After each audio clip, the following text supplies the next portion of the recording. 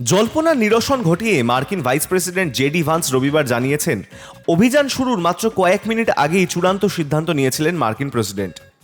এনবিসিকে দেওয়া একটি সাক্ষাৎকারে ভান্স বলেন, ইরানে বোমা ফেলার মাত্র কয়েক মিনিট আগে চরম সিদ্ধান্ত নেন ট্রাম্প। তিনি চাইলে শেষ মুহূর্তেও অভিযান বাতিল করতে পারতেন, কিন্তু তিনি এগিয়ে যাওয়ার সিদ্ধান্ত নেন।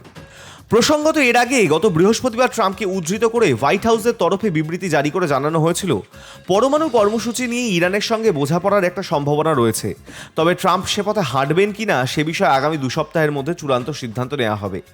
কিন্তু কার্যত 2 সপ্তাহ তো দূর, ট্রাম্পের সেই ঘোষণার 72 ঘন্টার মধ্যেই ইরানের সঙ্গে সম্মুখ সমরে অবতীর্ণ হয় আমেরিকা। হামলার মুহূর্তকে আমেরিকা এবং ইসরায়েলের জন্য ঐতিহাসিক মুহূর্ত বলেও দাবি করেন মার্কিন প্রেসিডেন্ট। তারপর থেকেই প্রশ্ন ঘুরছে, তাহলে ট্রাম্প যে 2 সপ্তাহ সময়ের কথা বলেছিলেন সেটাও কি পরিকল্পিত ছিল? রবিবার নাম প্রকাশে অনিচ্ছুক ট্রাম্প প্রশাসনের এক আধিকারিক মার্কিন সংবাদপত্র দ্য ওয়াল স্ট্রিট জার্নালকে জানিয়েছেন, গত মঙ্গলবার হোয়াইট হাউসে একটি বৈঠকেই ইরান হামলার বার্তা দিয়েছিলেন ট্রাম্প, কিন্তু সে সময় তিনি চূড়ান্ত অনুমোদন দেননি। তিনি চাইছিলেন যদি কোনোভাবে ইরানকে আলোচনার টেবিলে নিয়ে আসা যায়।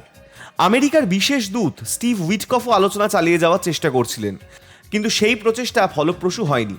তবে মঙ্গলবারের সেই বৈঠকে ট্রাম্পের বার্তাতেই এটা স্পষ্ট হয়ে গিয়েছিল যে অচিরেই ইরানে হামলা করতে চলেছে আমেরিকা। সেই মতো বৈঠকের পরেই হামলার নীল নকশা তৈরি হয়ে যায়।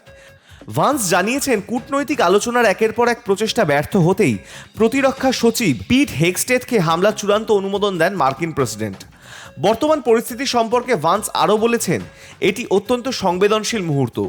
হোয়াইট হাউস ইরানের পদক্ষেপগুলি নিবিড়ভাবে পর্যবেক্ষণ করছে। প্রত্যাঘাত হিসেবে ইরান মার্কিন বাহিনীর বিরুদ্ধে কোনো পদক্ষেপ করতে চলেছে কিনা সেসবও নজরে রাখছে ট্রাম্প প্রশাসন।